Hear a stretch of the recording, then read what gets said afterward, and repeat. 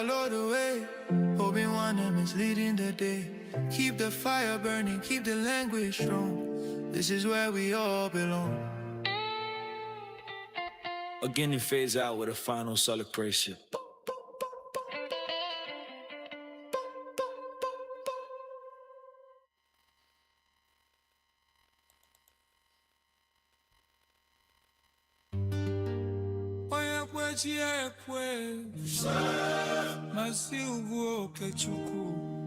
The vision is clear. Obinwannem Global Foundation. Listen.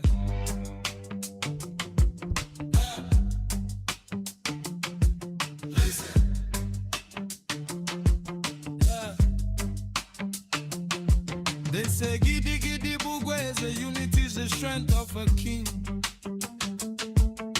And when we walk together, there is no weight we cannot bring. From the red mud of ANI IGBO to the streets of New York City, we carry the heritage, we carry the beauty. Mazi Ugu Okechukwu saw the vision, he planted the seed. A home for every brother, a friend for every need.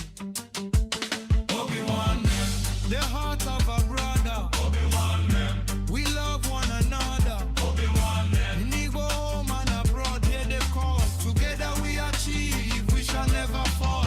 Join the foundation, let the movement grow. Obinwannem, everywhere we go.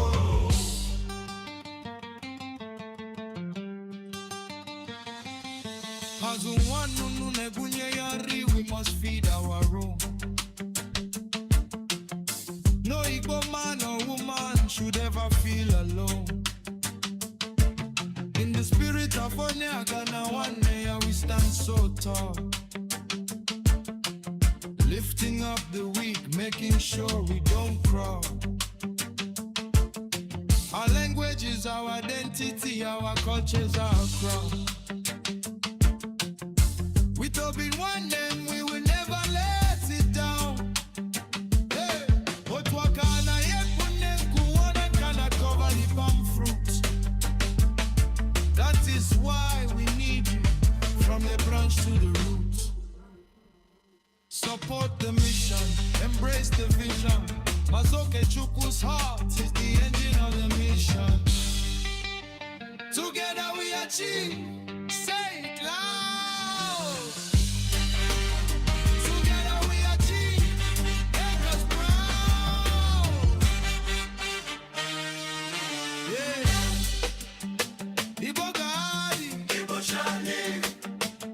Support Obinwannem Ndi Igbo Global Foundation. From the east to the west, north to the south. Mazi Ugu Okechukwu Ijele Government. Together we achieve. Obinwannem, the heart of a brother. Obinwannem, we love one another. Obinwannem, Indigo home and abroad, they call. Together we achieve, we shall never fall. Join the foundation, let the movement grow. Obinwannem, everywhere we go.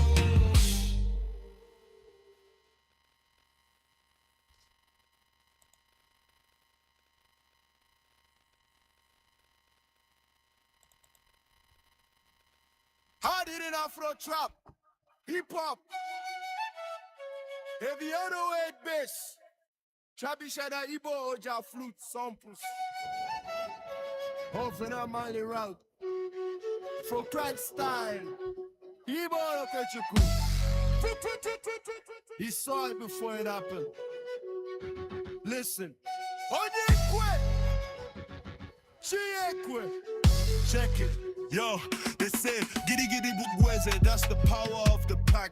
If we're moving as a unit, there's no turning back. From the red mud or the east, where the ancestors tread, to the cold streets of Hamburg, where the hustle is fed. We carry heritage like gold, diamond crusted in our soul. Mazi Ugu Okechukwu took the vision, took control. He planted seeds in the soil while the world was asleep. Now the roots are going global and the promises we keep.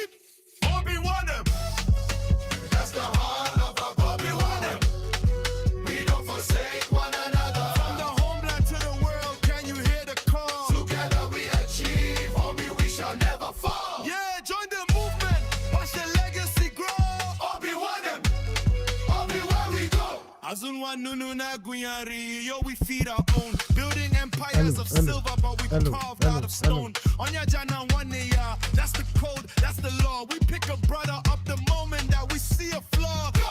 Our language is the crown and the culture is the throne. Through foundation, the seed, future sown. No more walking in the shadows, no more feeling alone. Obinwannem is the bridge that is bringing us home. Obinwannem, that's the heart of our Obinwannem. We don't forsake one another. From the homeland to the world, can you hear the call? Together we achieve, Obi, we shall never fall. Yeah, join the movement, watch the legacy grow. Obinwannem, everywhere we go.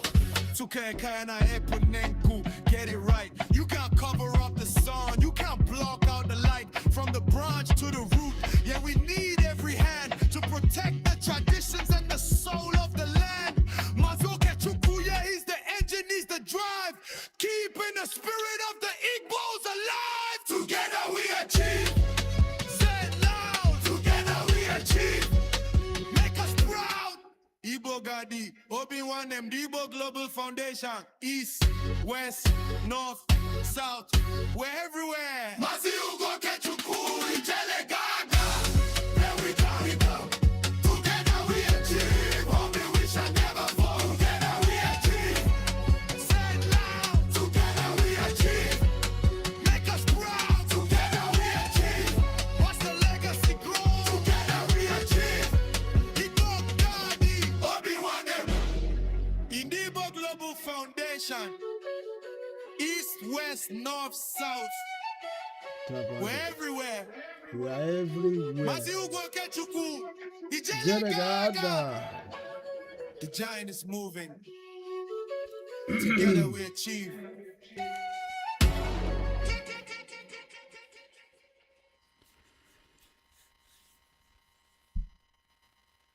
Igbo mrunze mozo ekene monyoku kene kwenye nta wena si nkonye chirinya zere.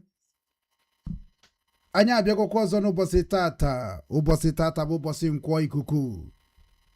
Ụbọchị tata bụ ụbọchị eke ọkụ. Ọ bụrụ ụbọchị nkwọ, ụbọchị tata bụ ụbọchị eke ọkụ nagide na ndị mmụọ na ndị egede. Ụbọchị tata bụ ụbọchị eke ọkụ. Ma bụrụkwa ụbọchị anyị ga-enye Chukwu okike abịa ma ekene. Maka na Chukwu okike abịa ma bụ onye kere n'igwe ka enụwa mụrụ nwa onye kere ya. Anyị nwa bụ ụmụ eke. Anyị nwa bụ ụmụ orie. Anyị nwa bụ ụmụ afọ. Anyị nwa bụ ụmụ nkwọ. Anyị juru n'ụwa niile. Anyị buru ibu. Ife anyị na-eme bụ ife ndị mmụọ. Ndị anyị na-achụrụ aja bụ oke mmụọ. Ife anyị na-eme ka anyị mara anyị ya. Ihe eji wee mụọ m n'ụwa a ka m kwuo maka okwu Chukwu. Maka na okwu Chukwu bụ afa mmadụ. Maka na okwu Chukwu ka a kpọziri ụka today. Mana anyị na-ekwu okwu bụ gịnị ka a na-aka? Gịnị ka ị na-ekwu? Ihe ị na-ekwu na-amịta mkpụrụ n'ime ndụ ndị Igbo. Ọ na-edozikwa ndị Igbo. Ọ na-edozikwa ala Igbo. Ọ na-emekwa na ị na-ahụ nwanne gị n'anya. Ọ na-emekwa na nwanne gị na-ama onye ịbụ. Ọ na-emekwa na nwanne gị na-eche maka gị. Ya bụrụ na ụbọchị tata bụ ụbọchị eke ọkụ dịka o si dị na gboo na ọfọ na-agọ n'ụbọchị tata bụ ụbọchị eke ọkụ gaba ọfọ ga-eme ka ụmụ Igbo mara onye bụ Maazị Ugwu Okechukwu, onye ndu Obinwanne Ndị Igbo n'ụwa niile. Obinwanne Ndị Igbo bụ onye ọbụla bụ onye mara obibe nna ya na agwụbe nna ya na ngurubebe nna ya.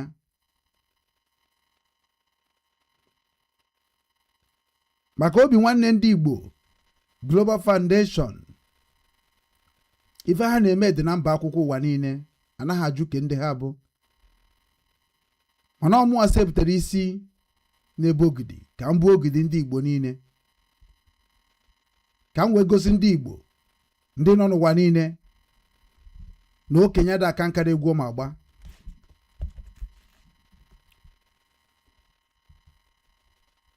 na ozi ezinyere anwụrụ ọkụ erugokwe n'igwe. Anyị emeghị ihe anyị kwesịrị ime dịka nwa Igbo. Anyị ezijego ndị Igbo ozi ka ha wee mara ndị anyị bụ. N'ụbọchị tata bụ ụbọchị eke ọkụ, aga m ebido wee na-eme ka ndị be anyị mara ihe Obinwanne pụtara. Mana tupu m na-aga n'iru, aga m agwa ụmụ Igbo, gwakwa ndị Igbo ihe dị iche na egbe na egbe. Aga m agwa ndị Igbo ihe dị iche na egbe na egbe. And na aga m eme ka ụmụ Igbo mara ihe dị iche na ụmụ Igbo na ndị Igbo. Ị na-anya n'azụ m na TikTok, ị ga-afụ nwanne anyị nwoke bụ Maazị Obinna Nwagwụ, nke unu na-akpọ Metusela nwanne Chineke. Ihe njimakwara ya gboo bụ Metusela nwanne Metusedek. Ọ sị na ya bụ onye otu IPOB nke nwụrụ iyi n'oge chekwa ụmụ Igbo n'etiti mkparaba ụwa dị iche iche site na IPOB. Ọ ṅụkwara iyi na ọ ga-agba mbọ na ife ọjọọ asị ekwuru anya ukwu ama banata n'ezinụlọ IPOB. Ihe m nwe ji wee jekwuru Maazị Obinna Nwagwụ na obi ya dịka o si bịa n'obi m, Obi Nwankwọ na Ohe Nsụka nwa Katakpa nwa Ikeja Ọkwa, bụ ka m wee mee ya ka ọ mara na nwanne dị na mba. Dịka nsi wee jee n'obi ya ka m gwakwu ya na isi na-ebo ogiri na nka na-ebo ogiri ya gbarie into pieces. Na ndị bidoro jebe ozi ndị mmụọ na ndị egede, na ndị bidoro jebe ozi ụmụ Igbo, na agụba ha ọnụ na ga-agụta mụnwa nọmba 1 na the whole world. Kpọtụrụnụ m Obinna Nwagwụ, kpọọ ya ka ọ bịa ka m gwa ya okwu okenye, ka m zie ya ozi ọma nke Chineke. Na mgbe ị na-aza Metusela nwanne Metusedek, na ihe na-aza bụ Obinwanne Ndị Igbo. Mgbe ị na-aza Metusela nwanne Metusedek, ka m na-aza Obinwanne oziọma Chineke. Obinwanne oziọma Chineke kụziri gị ihe a na-akpọ Metusela nwanne Chineke. Ije jụọ ese ọfụma, wuchi na ama m na ị na ha atụ asị, na ịtụkwa na asị ka isi tụọ asị na abalị ịnya gara aga. Ị ma na ife m ga-ekwu n'ụbọchị taa ka ị ga-eji wee mara na okenye ada akarị ka na-egbu ọma agba. Ọkwụrụ ada akarị onye kụrụ ya. Anọ m na YouTube live and direct. I hope you are hearing me. Mana platform application ji nọ na YouTube, agaghị m na-afụ ka unu ga-akọmentị maọbụ ihe ọbụla na-eme, na ọbụla m ejero na nke nje stream ya here, maka na ama m na YouTube anyị ka bidochara ọfụrụ. So onye ọbụla bụ onye nọ na TikTok, biko ịtaipụ Obinwanne News, you will get me on YouTube. Biko kụkaba ahụ na-eso, maka na kịta ka anyị ga-ama mbe na-abụ nke bụ oke, ndị na-emebi ala Igbo na ndị na-edozi ala Igbo, because na ya bụ ga-eberigo na mgbagbu. Ọ ka mma na anyị nwụrụ n'ife anyị kwetere than that na-egburu anyị n'ihe anyị ekwetara. Sobenụ m n'Obinwanne Igbo News YouTube, sobenụ m n'Obinwanne Igbo TV Facebook, sobenụ m n'Obinwanne Igbo TV TikTok. Ka anyị mara ndị hụrụ ala Igbo n'anya, ka anyị mara ndị hụrụ Nnamdi Kanu n'anya, ka anyị mara ndị hụrụ Simon Ekpa n'anya, ka anyị mara ndị nwụrụ iyi na ha ga-agba mbọ ka ndị niile bụ ndị mmehie n'ala Igbo si n'ala Igbo pụọ. Ka anyị mara ndị ahụ bụ ndị sịrị dat n'ala Igbo ga-adịrịrị m ọzọ. ka anyị mara ndị ahụ bụ ndị na-achọ ka ekpokọ ụmụ Igbo n'ụwa niile ka ụmụ Igbo bụrụkwa ofu dịka a sị na bụrụ ofu na mbụ. Ịbụ ha na nwa Igbo bụ onye nke ghọtara mmụọ eke, mmụọ orie, mmụọ afọ, mmụọ nkwọ, sobenụ m ka anyị jenu na agha ebidogo. Na ndị ahụ bụ ndị bịara imebi ala Igbo, mebie ndụ ụmụ Igbo, mebie ihe Chukwu ji wee jee anyị ma n'ụwa, ha pụtagokwa unu gbakwa m nkịtị, ha ewerekwa anyị mee ife masịrị ha. Mana ọ bụrụ na usoro m, aga m ekwu na ezigbo nkwa n'ụbọchị tata bụ ụbọchị eke ọkụ, na ka m si wee gbaa mbọ site n'okpuru Maazị Nnamdi Okwu Kanu kama n'ọzụzụ onye afara Ibekwu n'Abia steeti, ka m si wee kwado ya ọfụma site na ngalaba Ukraine, kwado ya ọfụma wit mkpụrụ obi m niile, ọbara m niile, na ihe Chukwu ji wee mee m ji wee bụrụ ihe mbụ n'ụbọchị tata, wee nwee iyi na aga m echekwa ndị eziokwu niile nọ n'ime IPOB. Aga m echekwa ndị eziokwu niile na-ekwu ka ala Igbo dị mma. Aga m echekwa ndị niile bụ ndị wepụtara obi fa na ife niile nke ha nwere n'ụwa iji wee kwado ala Igbo ka ọ dịkwa mma ọzọ, maka na ala Igbo na-agba yagha, ala Igbo na-anwụ ọbara na-eru ha eru, ala Igbo bụzi ala Igbo eji emezi mọkịrị. Ụmụ Igbo abụrụzi ihe eji mara ha na gboo ka eji amara ha ugbu a. Onye ka njisi onye ọbụla bụ onye Igbo, onye ọbụla bụ onye Igbo, ị na-anya onye na-ekwu okwu bụ nwa afọ Igbo. Anyị ga-eme ka ndị Igbo marakwa ihe bụ eziokwu. So follow me in all the platforms ka unu mara ihe bụ oziọma Chineke, ka unu mara ka Igbo si wee dị na gboo. Aga na-ebutere unu ihe ga-eme ka unu tụgharịa obi unu. Aga m eme ka m butere unu ihe ga-eme ka unu marakwa ihe eji wee mara ndị Igbo na gboo, ka ndị Igbo si eje ije, ka ndị Igbo si ekwu okwu, ka ndị Igbo si akpakọrịta ụka, ka ndị Igbo si erikọrịta nri n'otu efere, ka ndị Igbo si wee bido n'otu nne n'otu nna wee gbasasịa n'ụwa dịka ụkpaka, wee bụrụ n'ụbọchị taa na ọha na-egbuzi onwe ha.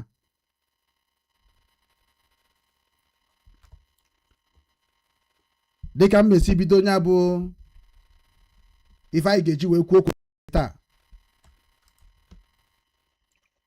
ana m asị ebe ọbụla isi wee na-ekiri m, ọ bụ na TikTok, ana m asị ọ ga-adịrị gị na mma, ọ bụ na YouTube, ọ ga-adịrị gị na mma.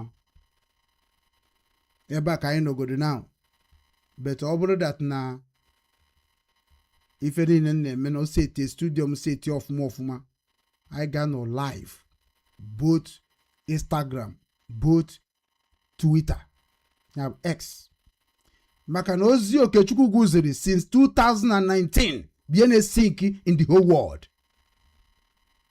Mana because of ndị Igbo, because of arụ ndị Igbo na-eme n'ụwa, because of oke ọchịchọ ndị Igbo amarozi ihe bụ eziokwu. Ndị Igbo fụzi eziokwu ha tọnụọ ya upside down. Ndị Igbo fụzi onye na-ekwu eziokwu akpọ ya asị, dịka Metusela nwanne Metusedek, Metusela Obinna Nwagwu. Ịnọ n'obi gị na-achị m ọchị si na arụ adịrọ m, na m kwesị ka eje ka agwọ m agwọ. A ga-agwọkwa m agwọ, mana aga m agwa gị ihe nji wee bụrụ nwa akatakpa nwa ike ji ọkwa nwa akarịkpakpa. Aga m enye gị ka ọ ga-esi wee dị gị na mma. Aga m enye gị ka isi nye m enye ya. Egere m unu ntị ọfụma. Ana anụrụ m n'onwe nwanne anyị nwoke na-akpọ Sampe Master, nke si na ọ bụ nya gbaba aka ji ọfọ obodo fa. Anụrụ m ihe asa dị mma kwuru n'isi m maka nya bụ Sampe Master, kpọkwa Sampe Master ka ọ bịa. Agwa m na ọ bụ ọkpụkpụ gbado the whole IPOB worldwide. Ebe unu jizi Nnamdi Kanu egwu wayo, jiri Nnamdi Kanu wee na-agba asịrị n'ụwa niile, aga m ejikwa Nnamdi Kanu wee destroy all of you. Try and see. Juese. Unu niile bụ ndị ji Nnamdi Kanu egwu wayo n'oge a. Aga m akpọ Igbo niile, kpọ ụwa niile, all the lovers of freedom. Ha bịakwa n'oge ha kara ka erugo. We will know who is real IPOB member all over the world and what it takes to become IPOB member. Listen to me very carefully. Kpọwaka ji ọfọ Sampe Master. Ọkwa tiri egwu eji m egwu ehie. Biafra natago. Onya tiri nke a. Agbara nze onye ka Okeke tie. Biafra bụ anyụ ike. Anyị ga-ama mbe na abụ nke bụ oke. I don't talk what I don't know. Oya ka nji bụrụ nwa nkwụ n'ohe Nsụka. Abụ m ezigbote onye omenala. Onye ọdịnala. Ife nji rụọ ọrụ na IPOB bụ omenala na ọdịnala. Asụsụ Igbo. Nke ahụ Maazị Nnamdi Okwu Kanụ kama na ọzụzụ. Onye naanị ya bụ onye na-ekwu ụwa niile anụ maka arịrị anyị na-ebe ka anyị si n'aka ndị Naijiria ugbu a nwa ọbara wee pụọ. Nke ha ji ụmụ Igbo, nke ha ji ndị Igbo wee kwara ngwa ọrụ n'ala Igbo. Nnamdi Kanụ ziri ozi ọma, anyị nụrụ ozi ọma o ziri. Ana ozi ọma na Nnamdi Kanụ ziri ka m na-arụ n'Obinwannem Global Cultural Movement Foundation. Ana m arụ ya ka ọ bịa na mmezu. Ana m challenge gị nwa bụ Metusela nwanne Metusedek, Metusela nwa Chineke, Maazị Obinna Nwagwu. Show me what makes you to become IPOB member and become a spokesman of Maazị Nnamdi Kanụ on social media. If you did not prove it from Ostra, then Imane ihe bụ onye ndufu ụmụ Igbo n'ụwa niile. And aga m draw a line to you in all over the world so that you will know that Maazị Nnamdi Kanụ abụrụ onye ji azụ afịa. Anyị nyere Nnamdi Kanụ nkwado, nye nkwado nke mara mma, wute obi anyị, wute ebumnobi anyị, wute ife niile ka anyị nwere. Mana unu chọrọ iji Nnamdi Kanụ wee mebie ala Igbo. Egerichara m gị ntị yesterday wee fụ na iso na arụ mere Igbo. Na ihe ahụ na-eche n'ime gị abụrụ ihe mụ afụrụ. Anaga m agwa gị ya ka ọ ga-esi wee dị gị na mma n'ụbọchị taata. Ma ndị otu unu niile ma akpụ unu niile afa. Kpọrọ m asa dị mma, kpọọ ya ka ọ bịa ebe a ka m gwa ya na nwoke mberie na ọdị ndụ n'ụbọchị taa. Nwaanyị wee na-echede enye nwa bụrụkwa nwaanyị. Na ịbịa n'obi ndị Igbo na-ewere ụmụada ụmụ ọkpụ na amara m nke ọ nọ n'ime. Na onye nwa ga-agwazi Igbo niile nke ọ nọ n'ime. Gwakwa na Igbo ebe o si wee na-ezitere anyị ozi wee na-agwa nwa nkwụ n'ohe Nsụka, nwa katakpa nwa Ikeje ọkwa. Ife ọ na-agwa m na mba akwụkwọ n'obi gị. Maka na ihe nji wee tinyekwa prụfụtanya mụ na gị kwuchere okwu ikwugharịa. Abịa m n'obi gị chọ ka ị bịa gbuo m. Abịa m n'obi gị, gị nwa bụ Obinna Nwafọ Nwagwu. Abịa m n'obi gị isi m ka m nwụọ n'obi gị. Mana mụnwa gwara gị na mụnwa ga-abịa na be gị ahụ n'aka m. Anabịa m na be gị. And unu niile bụ ndị ahụ na-ekwu okwu n'aha Nnamdi Kanụ. Aga m agwa unu na ọmụnwa bụ nna unu. Na unu ga-afụ ihe nna anyị Igbo ji wee sị m bịaba ozi m na-eje na IPOB, na-ejekwa na nke ndị Igbo n'ụwa niile. Esi na ịma ihe m bụ na mama bụ onye ọchịchị. Esi na mama bụ onye ndu. Mana ana m agwa gị na amaghị ha edu ndị Igbo na ife m ga-edu bụ ụmụ Igbo. Na aga m enyere ndị Igbo aka na onye aka nji wee create a foundation charity to help them. Otu isi wee sị na ị ga-agwọ m ọya ka m gwabara ndị Igbo since 2019. Ọ mụ na-agwọ ndị Igbo ọya. Ọ mụ na-eme na ha ma ife ha ma today. Ọ mụ na-eme na egbubeghị efa. Ọ mụ na-eme na anapụbeghị oke ha n'ụwa niile. Ị ga-ama ya n'ụbọchị taa. Iso na ndị Igbo na-agwọ ọya. Iso na ndị Igbo chọrọ ka ị mara ihe mere Nnamdi Kanụ ji wee nọ na mkpọrọ today. Ijego Sokoto fụ Nnamdi Kanụ. Ejukwara ihe bujere Kenya. Ejukwara ihe mere ihe o ji wee bụrụ ihe ọ bụ n'ụbọchị taa. Ejukwara ya ndị bụ IPOB. Ejukwara ya ndị bụ monster of IPOB. Ejukwara ya aka ji ọfọ na IPOB. Ejukwara ndị na-ekwu ihe mere IPOB ji wee bụrụ ihe ọ bụ n'ụbọchị taa. Ejukwara ya. Ọ bụ na ejuru ya, ị ga-ege m ntị tata. Anọ m na YouTube, anọ m TikTok, live and direct. Why ji nọrọ ebe a? Because na achọrọ m ka m mee ka ị mara na ọ bụ na ị mara ụzọ be nna gị, ị naba kịta je mata ụzọ be nna gị.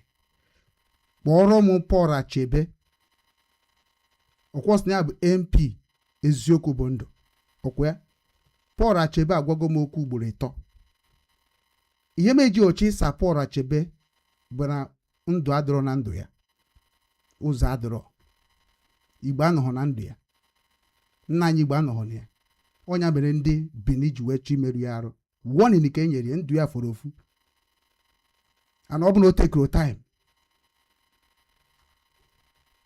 Ngwa ihe ga-agwa ya taa, ọ mara ihe Igbo jide ebube na gbogbo. Mana aga m emekwara ya ebere. Maka na achọrọ m iwegasị Metusela asị nnafa ka m were gị zijere ha ozi. Otu ahụ isi wee kpọkọ ha si n'ịpọrọ ị na-ayọ ha ka ha gbaghara na mbụ onye isi na-adịghọ mma. Anyị ga-amazi onye isi na-adịghọ mma na this struggle.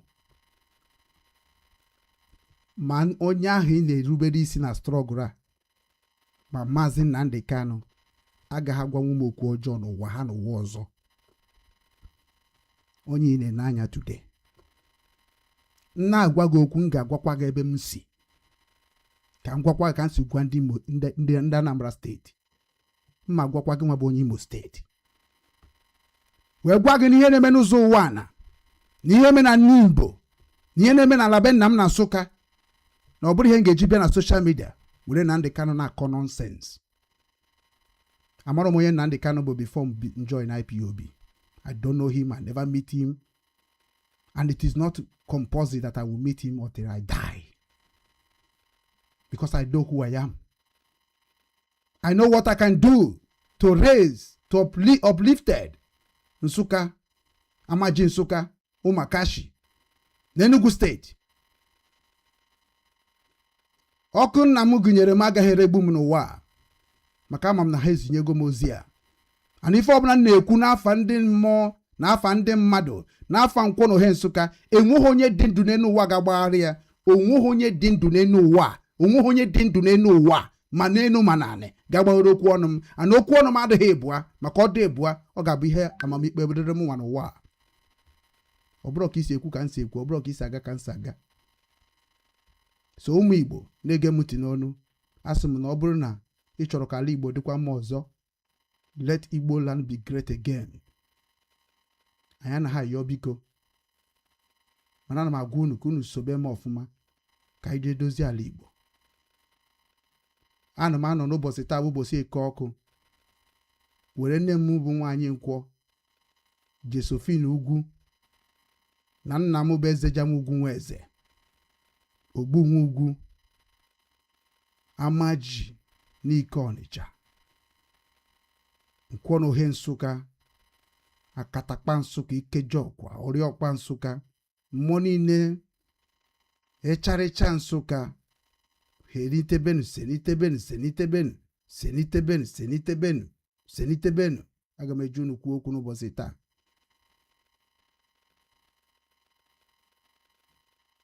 N'aha mmụọ niile a mkpọrọ afa ka m ga-eji wee zie nwanne m nwoke a bụ Maazị Obinna Nwagwu ozi.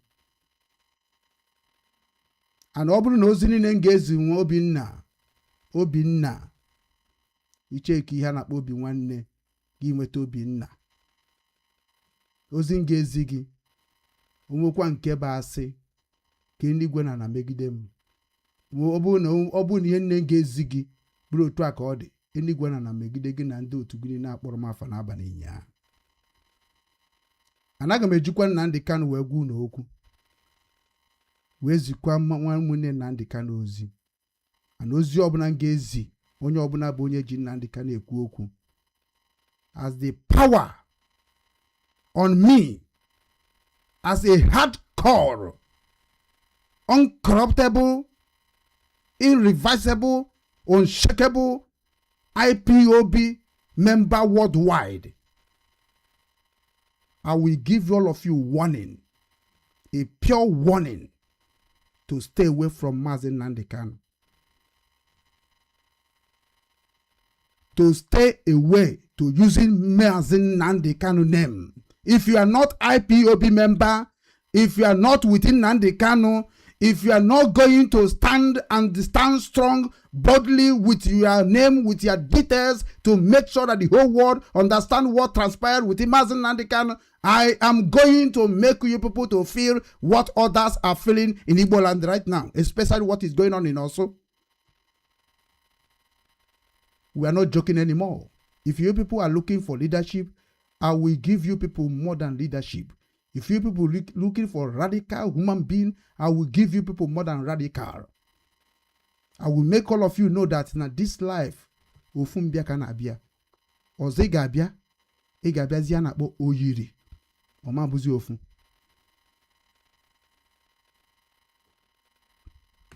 Today we bosi eke. I keep making my mother, because my mother ekurumoku elisi enu bosi tat of ma.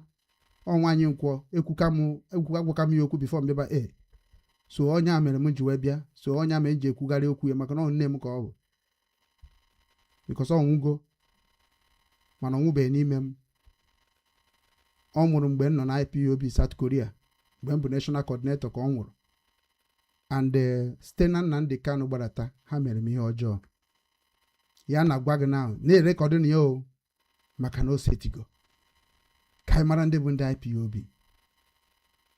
because no win n'anya ọ dị ebua dịkwa omimi enwere enu nwana unu akparigo ndị IPOB too much unu ewega IPOB gwuo wayo too much mana orugo mgbe Chineke ga-eji aka ya wee họpụta ndị ahụ bụ ezigbote ndị IPOB ihe na-akpụ ya bụ Obinwanne IPOB Obinwanne Biafrans Obinwanne IPOB must stand again. Obinwanne Biafrans must stand again. And enweghị onye ọbụla dị ndụ n'ụwa ga-ekwugide Biafra n'iru m because of ESN, because of Liberation Army. Anybody using Liberation Army and using ESN on this struggle shall be ready for us global. I did not join IPOB with ESN tagging them, and I will declare it in the whole world that IPOB does not know anything about ESN. And anybody tagging ESN with IPOB shall be ready to dance with us in the whole world. You cannot tag ESN on my name. I joined the indigenous people of Biafra, not ESN. If you try, all of you will regret the day you join IPOB or the day you start loving Mazen Nnamdi Kanu. I don't talk because of Mazen Nnamdi Kanu talk. I don't reason because Mazen Nnamdi Kanu reason. I talk because I am onye Igbo. I reason because I am nwanye nkwo. Ụmụ Igbo, achọrọ m na before m nwana aga n'iru wee bidozie ngezi ka ndị shon ha ncha batasigo. Then before m nwana aga n'iru achọrọ m ka anyị gatụ obere break. Listen to the music of Obinwanne Foundation worldwide. Ka ọ na-ada. Anyị pụtakwazie anyị agbazie n'ihe anyị ji maka ya bịa. Ndị na-ekpu anya ga-ekpu anya, ndị na-ekiri ga-ekiri. Igbo ga-emecha mara ndị bụ nwa afọ Igbo na ndị bụ ndị Igbo na ndị bụ Igbo enu na ndị bụ Igbo ana. Ọkwa na ka o si adị na mbụ ka ọ ga-esi dị na gbogbo. Ndewonu.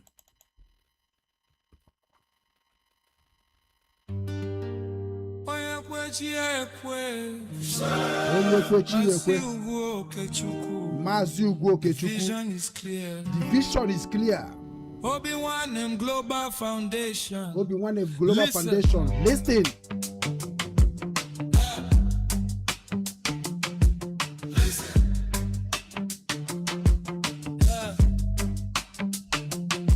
They say giddy giddy bugweze, unity is the strength of a king. Unity. And when we work together, there is no weight we cannot bring. Why the control no one here make I pass from the red mud of Alaiko to the streets of New York City. I give you in America. We carry the heritage. We carry our heritage there. We carry the beauty. We carry the beauty. Man wine. Man okay. Okechukwu saw the vision, he planted this. Afro me corner bia. A home for every brother, a friend for Mandi every no no no, mandi no nama. Obinwannem, the heart of a brother. The heart of Nnamdi Kanu. Another. The heart of Simon Jokeba. Together we achieve. Together we achieve. With Wazurike. Let the movement grow. Everywhere we go. Everywhere you go, even in Austria. And when a man who made an interview from Austria, I go come there and visit him and know you. I'm Obinwannem Ndi Igbo. No Igbo man or woman should ever feel alone. No Igbo man or a woman feel alone. The spirit of Onyaka na one day we stand so The tall. spirit of Onyaka na one day kaiji akudo Lifting sike. up the weak, making sure we don't crawl.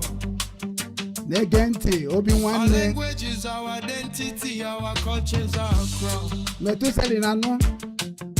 With Obinwannem, we will never let it down. Inanu ya. Hey, Otwakana yekune kuone kana cover the palm. From Obinwannem Nwagwu. That is why we need you from the branch to the root. Support the mission, embrace the vision. Mazoke Chukwu's heart is the engine of the mission. My heart is the engine of IPOB worldwide. Together we achieve. I'm one of the Bonatangri.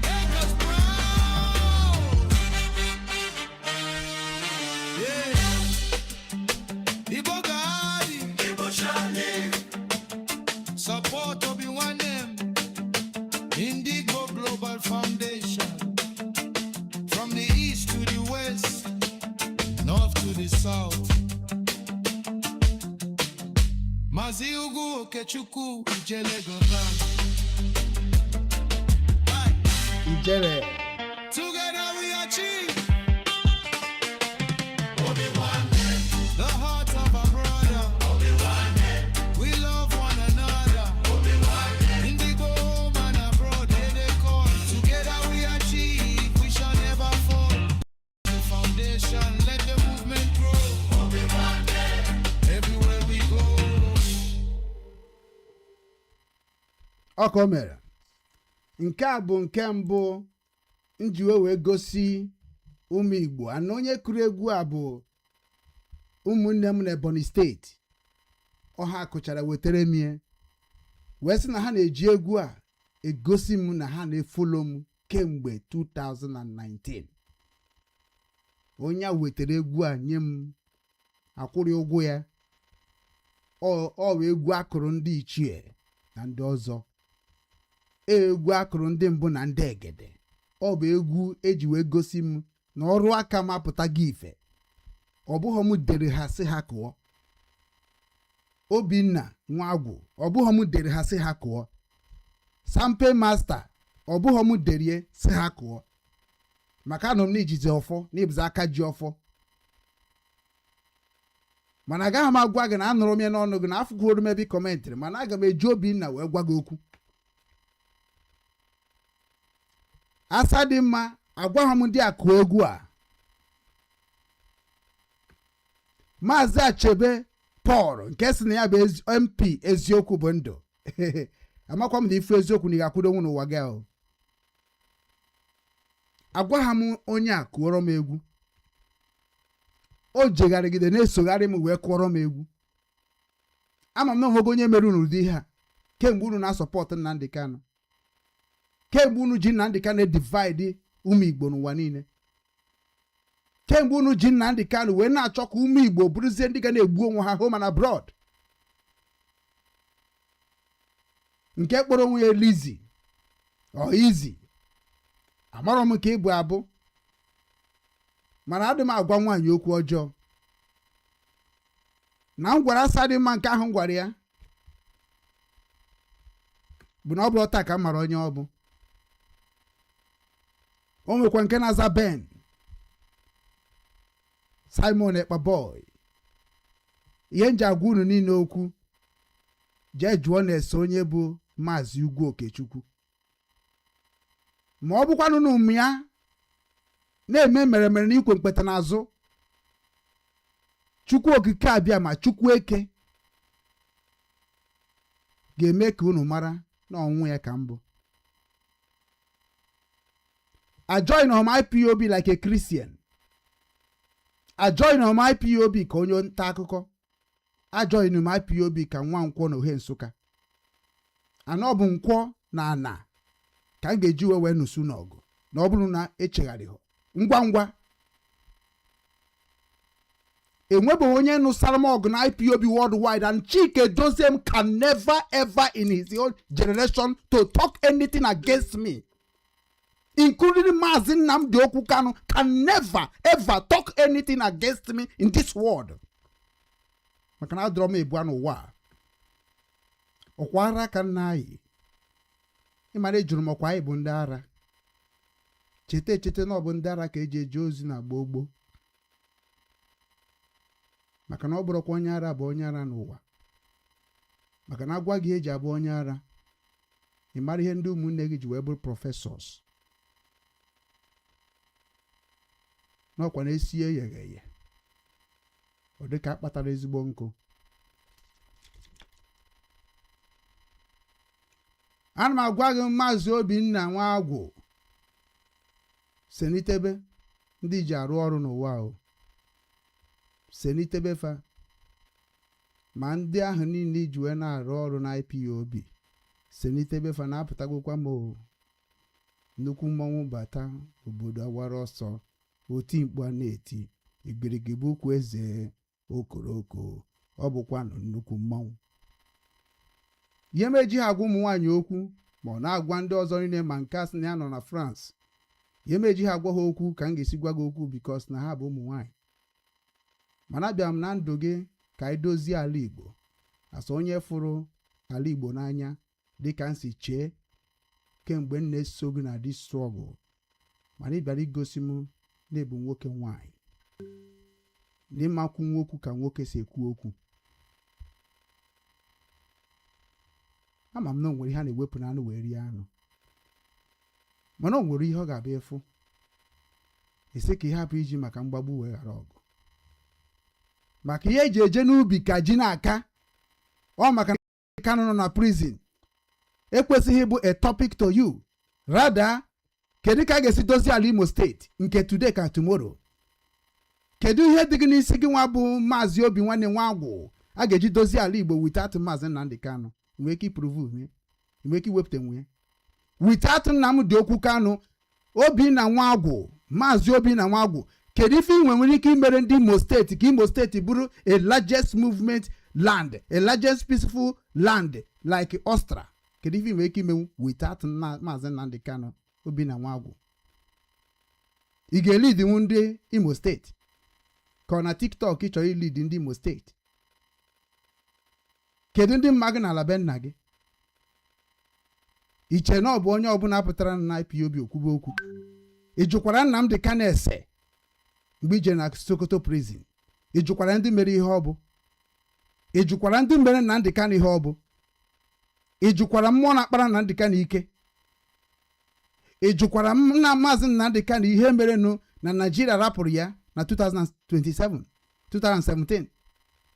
Ị jụkwara Maazị Nnamdi Kanu ndị bụ the monster of IPOB worldwide?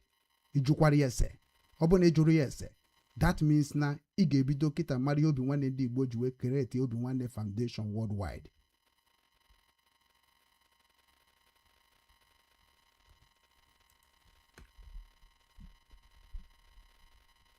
Ụmụ Igbo, onye ọbụla agụchazie ntị ya ọfụma ka nkọrụ na akụkọ. Maka na papa m mgbe ahụ mgbe m nọ n'otiti papa m, mgbe m na papa m nọ, bụ anyị jegorịcha nata ọsị anyị bịa ka ọ kọọla anyị akụkọ. Ọ fọrọ m akụkọ ka o ji ezi anyị ozi ọma nke ime mmụọ. So ụmụ Igbo, zuru unu ebe a na ndị anyị na-ezi ozi bụ ndị Igbo. Na-agwara m Metusela nwanne Chineke, ya bụ Obinna Nwagwu. Agwara m ya n'ụwa niile, na mba akwụkwọ ya, n'obi ya, na ntị ya, 99% of ndị Igbo bụ ndị ori. Ekwuru m Igbo na abụọ, mana e ji repeat ege ka m gwa gị na amamife m na-ekwu. ka je ekwukwe ewe ruo otiri m anwụọ otiri unu egbuo m otiri unu echegharị ya ọ bụrụ unu chegharị ha na kwụsị izu ori kwụsị igbu mmadụ akwụsị m ikwu ya and ka m ga-esi mma na m ga-akwụsị ikwu ya ma ọ bụrụ na echegharị ya unu join Obinwannem Global Cultural Movement Foundation inu ka o si daa unu join ha na Obinwannem Ndi Igbo Global Cultural Movement Foundation nke anyị lọnchiri n'Enugu Aguleri na Obi Gad ebe mkpụrụ osisi na-atọ na-ejere Igbo niile ozi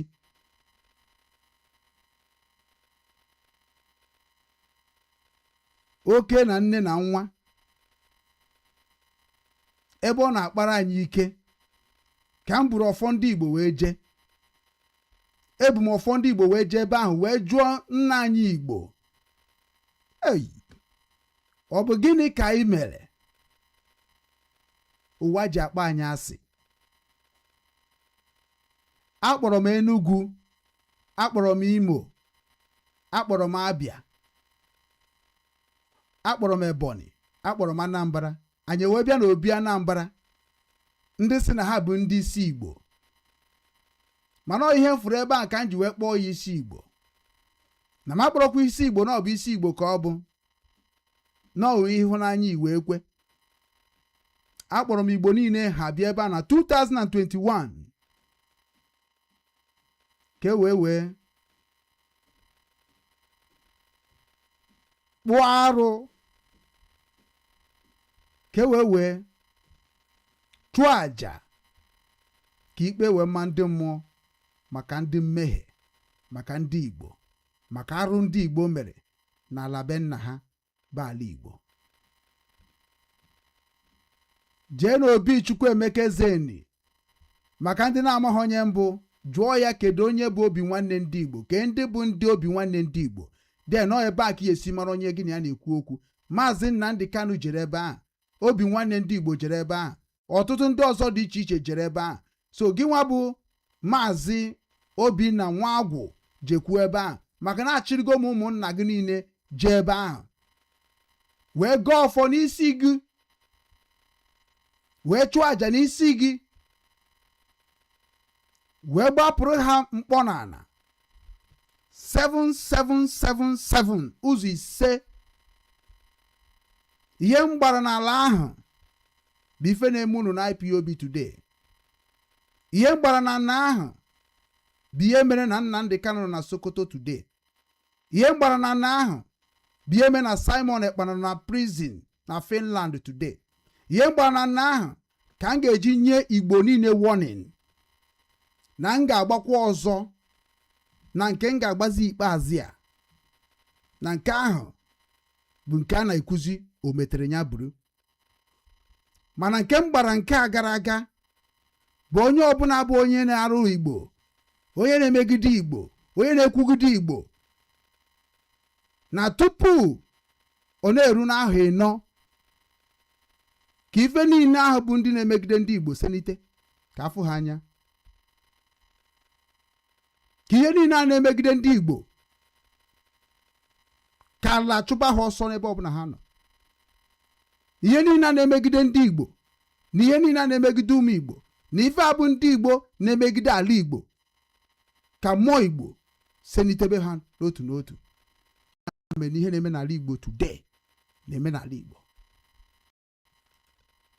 mgbe m gbapụrụ mkpọ n'ala onye gbara mkpọ n'ala ahụ na onye kpọtara onye gbara mkpọ n'ala ahụ bụ eze nwaanyị Ugegbe Anyanwụ na Denmark na onye Anambra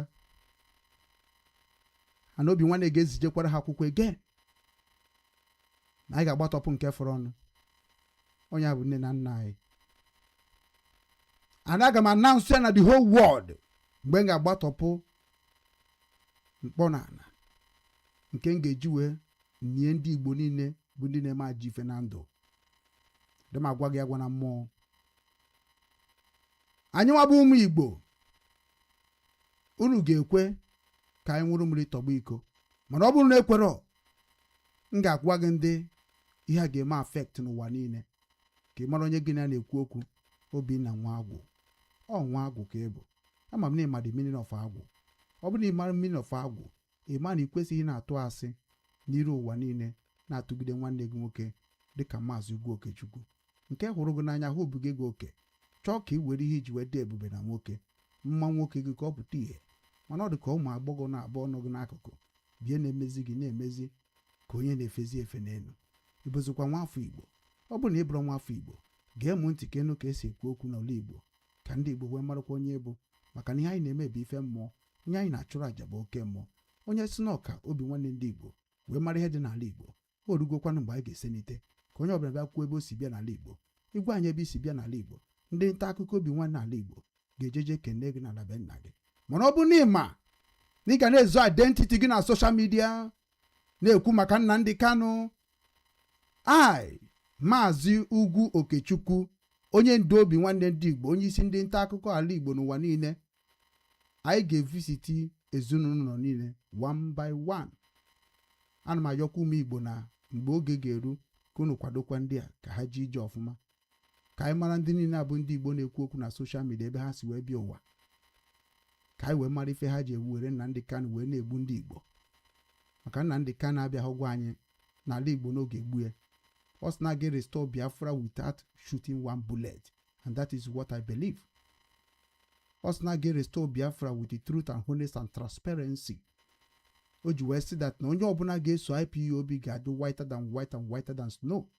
When he mentioned that thing, he never say protect me when I'm going it wrong.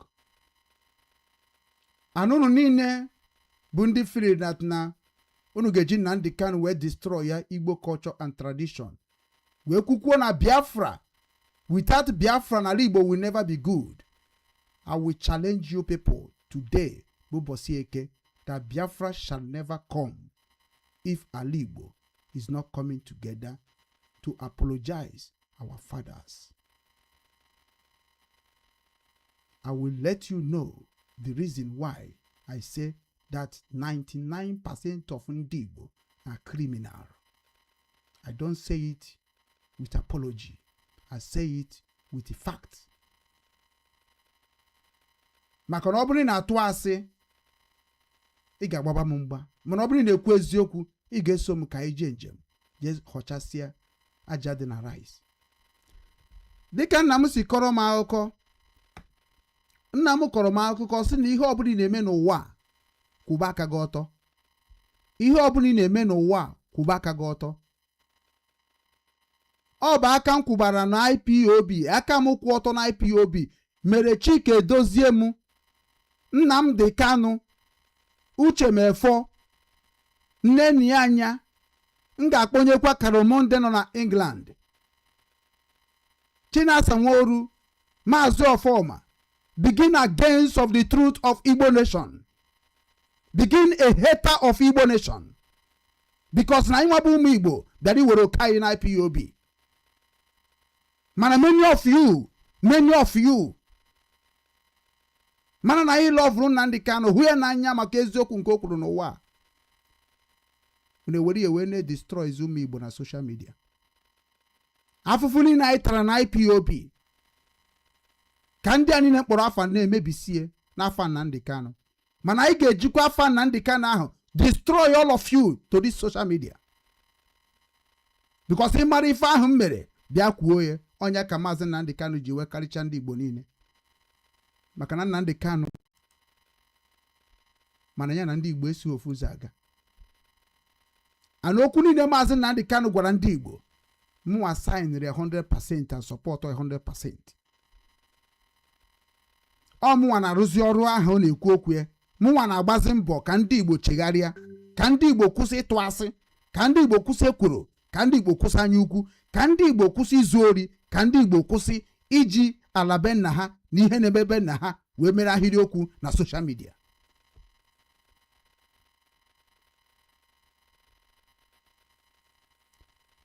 Ọ bụrụ na Nnamdi Kanu unu na-ejekwu na Sokoto agwara unu ihe merenu eji wee chụpụ omyomyo, ihe mere eji wee chụpụ Clifford Iru Anya, ihe mere eji chụpụ nwanne anyị nwoke bụ nke ejebegoro obodo Afudebe Barrister Imam Mezu, ihe mere eji wee chụpụ Uche Mefo, ihe mere eji wee o ji wee si n'aka ụwa zuru ike wee pụọ. Aga m agwa unu na ala Igbo niile ga-atọnụ against of all of you, started from Mazi Nnamdi Kanu down.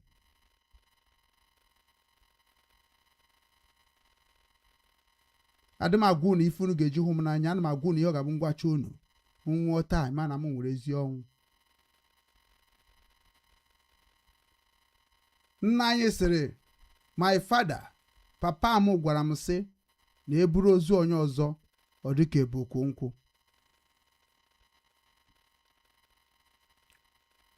N'iji mee ka okwu m akwụrụ ọtọ,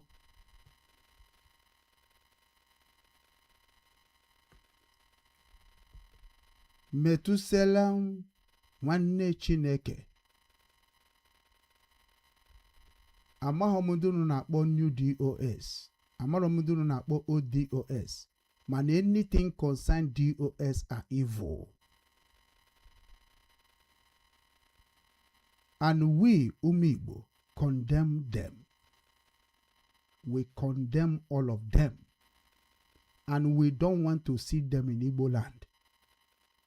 And anybody supporting any DOS without explanation of what transpired within Nnamdi Kanu and a lot of Ndi Igbo inside IPOB, we will never retreat or surrender or go against our oaths we took together. Anwụrụ m iyi ka m protect ye Igbo na IPOB. Anwụrụ m iyi to protect only Mazi Nnamdi Kanu. Mazi Nnamdi Kanu is among of only Igbo. He's one of us. He's not different from us. And he shall never be different from us. Onye ọbụla bụ onye Igbo nọ n'ụwa niile hụziri Mazi Nnamdi Kanu n'anya karịzie ndị ahụ niile gbara mbọ mee ka Nnamdi Kanu bụrụ ihe ọ bụ. Ana m asị gị kwuo ihe ma nke ma ha hapụ ya. Ana m akpọ ndị Igbo niile na-akpọkwa ndị a niile na-akpọkwa afa. Chike Dozie m, Uche Mefọ, Chinasa Nworu, Maazị Ọfọma, Nnenni Anya, Kanu ta Kanu, ihe njeji tinye gị ebe ahụ ka i wee zie Maazị Nnamdi okwu Kanu ozi a.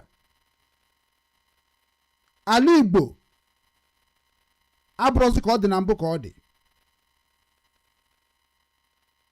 Ihe niile a mkpọrọ afa arụgoro m ha ncha niile ọrụ. Anụ rụchara ha ncha niile ọrụ ka Ala Igbo wee dị mma. Ife ha ji wee kwụ m ụgwọ bụ ajọ obi. Ihe ha ji wee kwụọ m ụgwọ blackmailing. Ihe ha ji wee kwụọ m ụgwọ bụ propaganda against my will. And I'm a chihanchanine warning. Now report her to the whole world. If they did not go out of the hypocrisy they are using in the name of Biafrans and Nnamdi Kanu, the whole Igbo land will know them by their name, by their village, by their pictures. Because Obinwannem Ndi Igbo Global Cultural Movement Foundation worldwide will be visiting them one by one wherever they live in all over the world. Because enough of this insecurity in Igbo land. Enough of insecurity in our kingdoms. Anyị emeghe arụ wee bịa join IPOB. Anyị emeghe arụ wee kwalite Maazị Nnamdi Kanu. Anyị emeghe arụ wee kwụọ ụgwọ ka ụmụ Igbo wee fụ ebe ha ga-eji lee ntị wee na-amara ife na-eme na be nnafa. Anyị emeghe arụ wee gwa ndị ụmụ Igbo na anyị kwadoro Nnamdi Kanu n'ike na ọbụba anyị ka ndị ụwa wee jiri Nnamdi Kanu wee mara ihe na-eme n'ala Igbo. Anyị emeghe arụ mana unu niile bụ ndị jizi Nnamdi Kanu wee na-ekwu okwu today, wee na-ekwugide anyị nwa bụ ndị gbara mbọ wee mee ka udo dị n'ala Igbo, wee na-achọ ichenji ife niile ụmụ Igbo gbara mbọ na IPOB. Ana m agwa unu na unu ga-esepụ aka enwe n'ofe tupu ọwa aka mmadụ. Metusela mụnwa ka iji wee kwuo okwu na platform gị, kwụsị okwu na platform gị yesterday wee sị na isi adịrọ m mma na nni dịrị ka m nwee ebe m eje ka edozie. Ekwekwara m ekwe, ekwere m ekwe. Metusela ihe Asadịma kwuru ekwere m ekwe, ihe Pọl Achebe kwuru ekwere m ekwe. ihe gị nwa kwuru ekwere m ekwe, ihe Ben kwuru ekwere m ekwe, ihe Lizzy kwuru ekwere m ekwe. Mana ọ bụrụ na unu emeghọrọ m ihe ahụ mere isi eji ọdị m mma, na ihe isi eji ọdị m mma na Nnamdi Kanu served completed many years in truth and honesty and transparency, na amụrụ m ihe ndị DOS mere wee bụrụ Nnamdi Kanu lebe Nigeria government and using Nigeria government to attack and destroy my kingdom Igbo land. Ka unu si na unu ga-akpoje m saikio, unu ga-akpojekwa m da saikio. Ka unu si na unu ga-akpoje m ebe ga-agwọ m ọya, unu ga-akpoje m ebe ga-agwọ m ọya. Mana ebe ọya m dị bụ na Sokoto, ebe ahụ unu tụrụ Maazị Nnamdi Kanu kpọrọ, ebe ahụ unu buru Nnamdi Kanu je dobe ka my secure curing ga-esi wee pụta. Obinna agwụ na-akpa m na ihe na-eme m bụ na gị nwa na ndị DOS betrayed IPOB. You people betrayed IPOB. Nke bụ na anyị nwa bụ ụmụ Igbo na-agba mbọ na IPOB, ji eziokwu na ezi omume wee na-agba mbọ na IPOB, ni join hand with Chike Doziemu to destroy the truth and holiness that is coming out from Simon Njokekpa. The same thing goes to Obinwannem Ndi Igbo. Ewe were unu wee tisasi ụmụ Igbo, wee were unu wee destroy ụmụ Igbo, wee were unu wee mee ụmụ Igbo today amarozi ebe ha kwesị iso wee gaba n'ụzọ nnafa dịka ọ dị na gbogbo.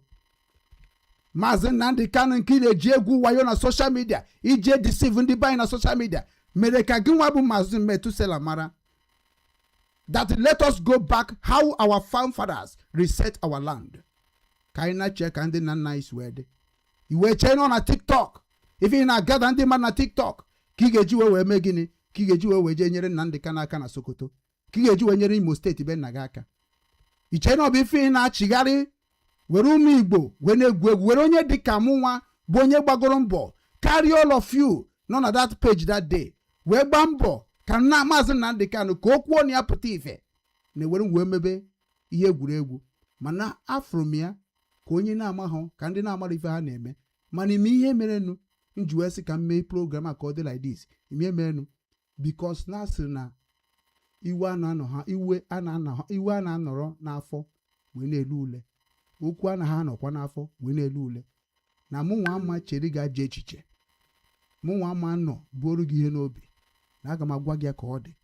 Na ana m asị gị that new DOS and that 100 men not under you will test the kingdom of truth when the time come.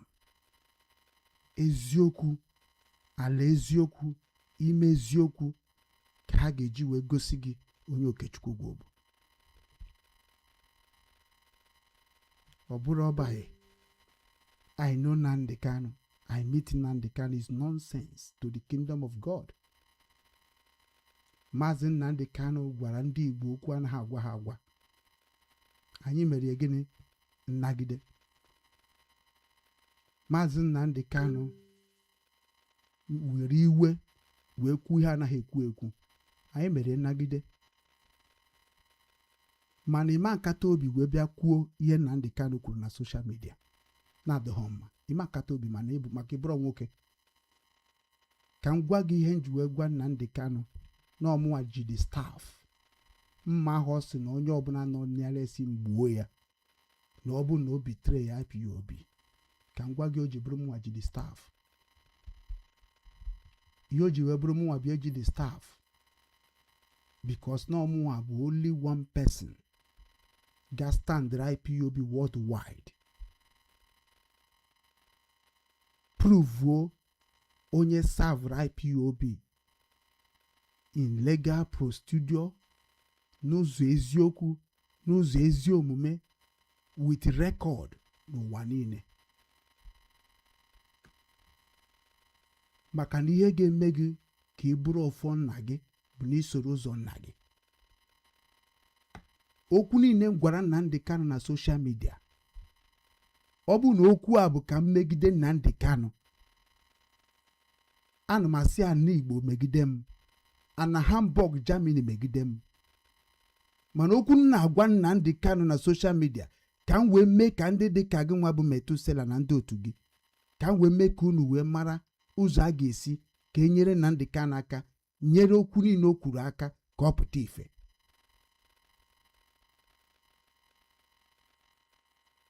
Ọ bụrụ na ọ bụ ka ọ dịrị Maazị Nnamdi Kanu mma ka m na-ekwu ndị anyị niile. Ana gọzie m, Ani Igbo gọzie m, Mmụọ Eke gọzie m, Mmụọ Orie gọzie m, Mmụọ Afọ gọzie m, Mmụọ Nkwọ gọzie m. Mana ọ bụrụ na ife niile a unu na-ekwu ji Nnamdi Kanu ekwu na ọ bụghị eziokwu ka unu si ekwu ya, na ihe unu na-agwa m na ọ bụghị eziokwu ka unu si agwa m ya, na unu na-apịakọsị onwe na-apịakọsị wee na-ekwu ya ka unu kwugide Nwachukwu, ka unu kwugide Nwankwọ na Ohe Nsụka, ana m asị enu na ana megide unu niile n'otu n'otu. Mmụọ Eke megide unu, Mmụọ Orie megide unu, Mmụọ Afọ megide unu, Mmụọ Nkwọ megide unu.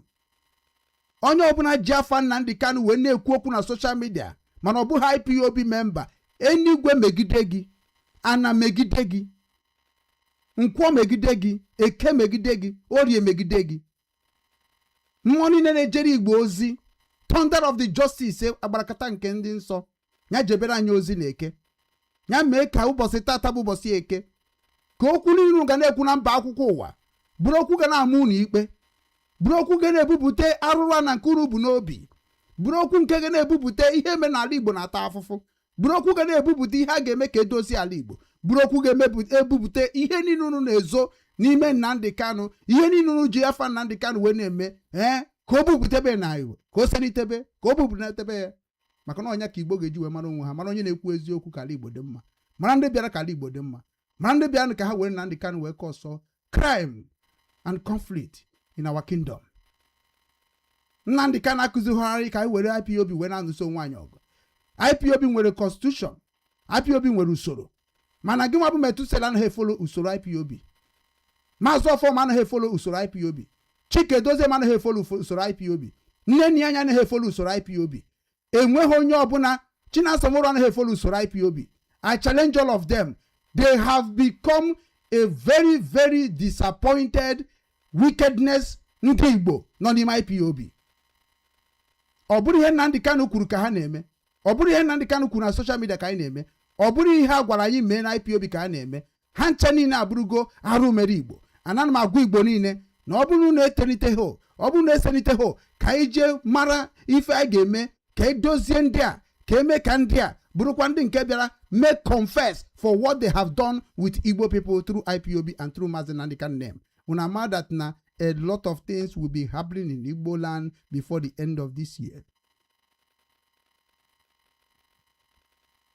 Nyaka nji wee sị ka m gwa Metusela that na iwe m n'ụwa bụ ihe mere iji wee sị na m bụ onye ara, bụ ihe mere iji sị na mụnwa n'idiri ka ene n'isi m nyocha ya ọfụma, na mụnwa si na South Korea si na Ukraine wee bịa bata n'obodo a ka m wee gbaa mbọ mara ya ga-eme ka abịa na m dị mma na m kwesịrị na ebe a. M ga-agwazi gị now that na mgbe m nwụrụ iyi na IPOB na anwụrụ m iyi ka m protect life and property, m iyi ka m protect Maazị Nnamdi Kanu, anwụrụ m iyi ka m protect life and property, and onye bụ onye isi anyị ga-eme ka that ndị ile bụ Nnamdi Kanu. Until date, Nnamdi Kanu is my leader na indigenous people of Biafra, mana Nnamdi Kanu agaghị emejọ ndị Biafra n'iru m. Nnamdi Kanu amaghọrị ndị Biafra n'iru m. Nnamdi Kanu enwere ike ikwucha ọzọ ma ọzọ n'ime IPOB. Ọ dịghọ possible n'elu ụwa. Ana m agwa gị Metusela nwanne Metusedek, ọ bụrụ na ijero wee kwugharịa ihe niile ahụ i kwuru n'isi m, ịma na ara ahụ esi nọ n'ahịa m ka ebido yiba gị nwa, yiba Asadimma, yiba Paul Achebe, yiba nke ahụ ịkpọrọ Ben maka na na-ekwu n'afa n'aba na mmụọ, yiba nke si na ya bụ Liz, ịma na ụwa unu niile tupu ọ na-agba afọ ara ahụ niile ga-ayibe unu one by one. Ife a na-agwa unu ana m agwa ya n'afa mmụọ eke n'ụbọchị taa. Ọ bụrụ na abịakọta hụ wee apologize ya mmụọ ndị Igbo niile, ịma na afa Nnamdi Kanu unu na-akpọ ga-ebutere unu ụchụ, ọ ga-ebutere unu mmegide, ọ ga-ebutere unu ọsịsa, ọ ga-ebutere unu ngaga ọmara, ọ ga-ebutere unu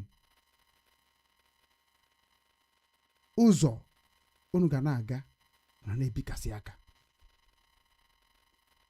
Ọ bụrụ na ihe niile na-eme na IPOB na afụfụ nta na IPOB na ọ bụ iji megide Nnamdi Kanu ka okwu a niile m kwuru ka ọ nachiatara m, maka ka m gọrọ unu ka m na-agọ n'isi onwe m na-agọ n'isi ezinụlọ m. Mana ọ bụrụ na okwu niile ahụ na-ekwu n'isi Nnamdi Kanu ma IPOB na ọrụ nrụrụ na ọka ọ dịrị ala Igbo na ma dịrị Biafra niile na mma, ana m asị na ụfa m gọrọ n'isi unu na otu aka ọ ga-esi ree n'ụbọchị tata bụ ụbọchị eke ọkụ bụrụkwa 23 Julaị 2026. Ọ gbara afọ 4 njiwe wee tara Igbo afụfụ n'efu through Obinwannem Foundation Worldwide. Otu a m kwuru ya taa ka ọ ga-adị na mmụọ na ikuku nke ke ọkụ ji akpa ike n'ụwa niile n'aha Chukwu okike abịa makere n'igwe kee n'ụwa. Ka m kwuru okwu a n'isi gị nwa bụ Obinna Nwagwu ka ọ ga-ere ma ala Imo steeti nke isi na ya. Ana m asị mmụọ niile dị n'Imo steeti, mmụọ niile ji wee mee ihe mere n'Obinwannem n'Imo steeti, mmụọ nkụzi nji kụziere ndị Imo steeti ha wee mata ihe a matara n'Obinwannem, which no nwere ndị nọ n'Imo steeti ga-abụrụ m onye oshiarị, maka na onye nsọ onye ehimba anọ bụ onye Imo steeti. Nna asa ala Imo steeti megide gị na ọchị niile ahụ echere m a ga-achị gị ya n'ụzọ dị iche iche, na mmọkụrụ mere m a ga-amọkụ gị n'ụzọ dị iche iche. Kịta ka anyị ga-ama who is IPOB member and who is the one that God choosing to refuse to restore ụmụ Igbo from bondage they are into in Nigeria, whether through Biafra, whether through IPOB, whether through ọdịnala na omenala, whether through in any angle. We are going to know who is who right now. That thing ahụ ị na-achọ ka m chọrọ ime gị ka ị mara na ị mara ka ị ga-esi mee ka ọ ka aka bido kịta mebie, maka na unu niile megidere Nnamdi Kanu megide Simon enweghị ayịya unu ga-ayọ ka a gbaghara unu, because na IPOB does not forgive. Jụọ ese ka a gwa gị ya. Na m asị ka o si n'otu a wee dị n'ụbọchị taa ụbọchị eke ọkụ n'aha Chukwu okike abịa ma ise ise ise. Otu a nsi wee kwue ka ọ ga-ere. Ndewo n'ụmụ Igbo ka m nachiatakwa maka na this one abụrụgo nke ekwuchara ekwucha.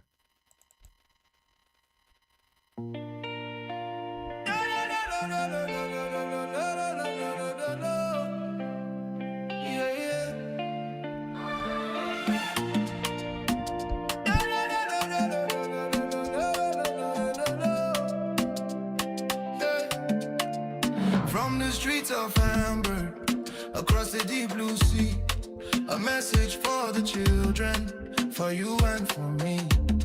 Obinwannem is calling, can you hear the sound? The roots of our fathers are being found. We know they forget where we come from. The strength of a lion, the beat of the drum.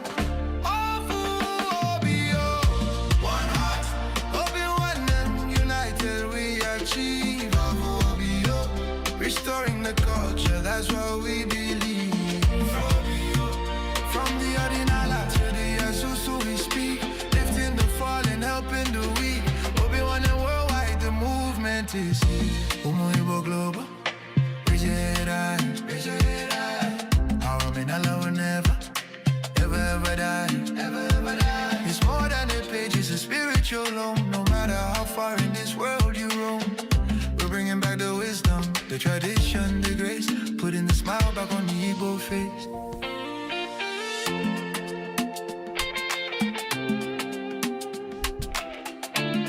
Yeah.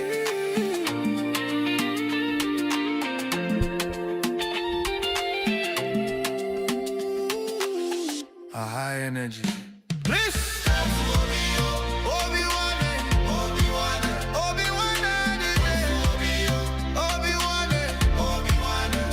Ndi Igbo. In every land, protect the coast. It's in our hands.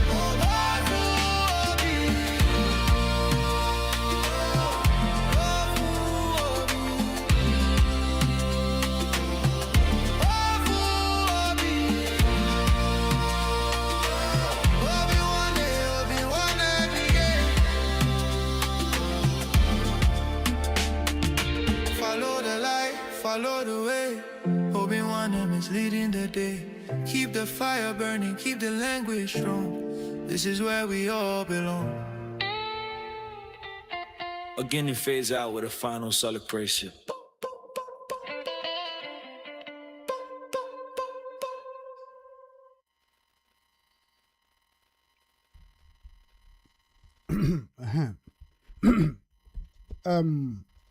Igbo bụ Igbo, ekelekwa m n'ọzọ.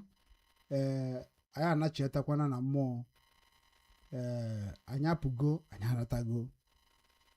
Ndị Igbo sịrị ịbakwara mmọnwụ. Ọ bụ na ịbara mmọnwụ, ịma na ị ga-ama ebe m jere nata. Onye gbagharị okwu m, onye gbagha okwu m agbagha.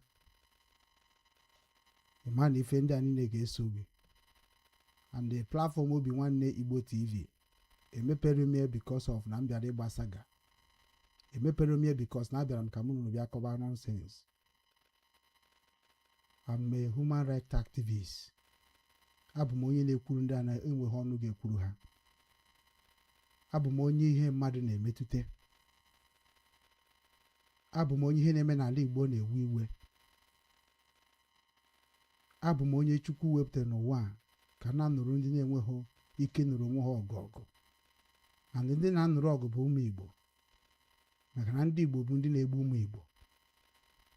Agbago m mbọ ka mmee ka unu chọọ na-emara onye mbụ. Mana ọtụtụ n'ime unu na-pretend nụ na-amaghị onye mbụ. Mmaghị n'ezi unu anya n'iru wee na-ekwu okwu.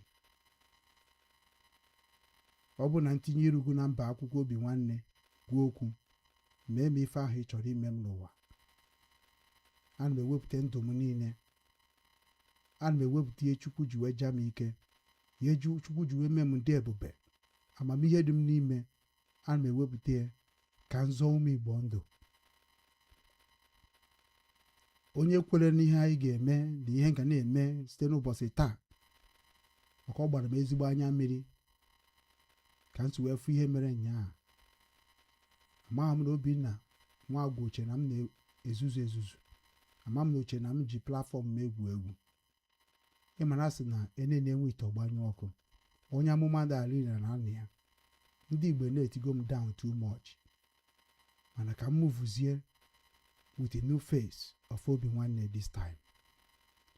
Aga m agwa unu ife nga na-eme ka ala Igbo dị mma. Aga na-agwa unu ihe a ga-eme ka anyị na-achịkwa dị ka anyị dị na mbụ. Aga m agwa unu ihe anyị ga na-eme ka anyị jee kọbakwa ọrụ ugbo, baa na agrikọlchọ, baa na farming, baa n'iji aka anyị ọrụ aka, baa n'ịgbakwara onwe anyị bọyị. Maka na ịgbara onwe anyị bọyị ọ ga-abara anyị uru. Mana bọyị nke anyị ga na-agba kịta ọ ga-abụ bọyị nke dịka nke anyị na-agbara ndị ọcha. Ị na-agbara bọyị a na-asetụrụ gị mbọsị ahụ every month a na-enye gị na-agbata. Emeburu m testing ya mgbe nọ na be anyị, mgbe m gbara bọyị na Alaba International. Mana ihe mere na ya bụ ihe wọkụrụ m ga-akọkwara unu ihe. Maazị Nnamdi Kanu bụ onye m kwanyere ezigbote ugwu. Ọ is my mentor. N'eziokwu a na-ekwu maka Igbo, maka Biafra. Amụrụ m ọtụtụ ihe dị iche iche n'ebe Maazị Nnamdi Kanu nọ. Ihe m mụtara ebe na Maazị Nnamdi Kanu nọ bụ na don't fear your enemy. Never fear your enemy. Speak the truth no matter who is involved. Speak the truth no matter who is involved. Ọ ihe mụtara n'aka ya. Anaghị ya na-eme n'Obinwannem. Jụọ ndị nọ n'Obinwannem I'm challenging all of them. Maka na ife na chibia mekita. Either you are in or you are out. Ọ bụgodo ofu onye ka nji wee gaba n'Obinwanne. Maka Obinwanne Biafra ga-adịrịrị. Obinwanne Maazị Nnamdi Kanu ga-adịrịrị. Obinwanne Simon Ekpa ga-adịrịrị. Obinwanne Okechukwu Ugwu ga-adịrịrị. Even Obinwanne Metusela Obinna Nwagwu ga-adịrịrị. Mana nke onye metere ya sobie. Nke onye metere ya sobie. Obinwanne ada akwado ndị ọjọọ. Obinwanne nke this time abụrụ ọzọkwa Obinwanne amaghị ụra ịtọ n'ụzọ ka amakwa gị. No. Obinwanne nke kịta bụ ọ bụ na ịma ama ụra. Ọ bụ na m ga-afụ osisi m ga-eji kogo nke ọgụ osisi na ọ bụ ọla. So na Obinwanne nke kịta abụrụ Obinwanne nke ọ ga-abịa na-emebi ihe ọjọọ na-adụ m ntụtụ ị na-afụ m ọnụ. Ọ bụghị Obinwanne nke kịta. Obinwanne nke m bụ akpagharị n'ụwa niile bụ ọ bụ na ịrụọ irie. Ana ife m agwa ụmụnne m bụ ndị na-eme ihe Biafra, ndị hijackere Biafra struggle, ndị jizi Nnamdi Kanu egwu wayo ka mkpọrụ na egwu a before mwepụ nwanne anyị nwoke a wee wetazie program anyị ji wee bịa n'ụbọchị taa.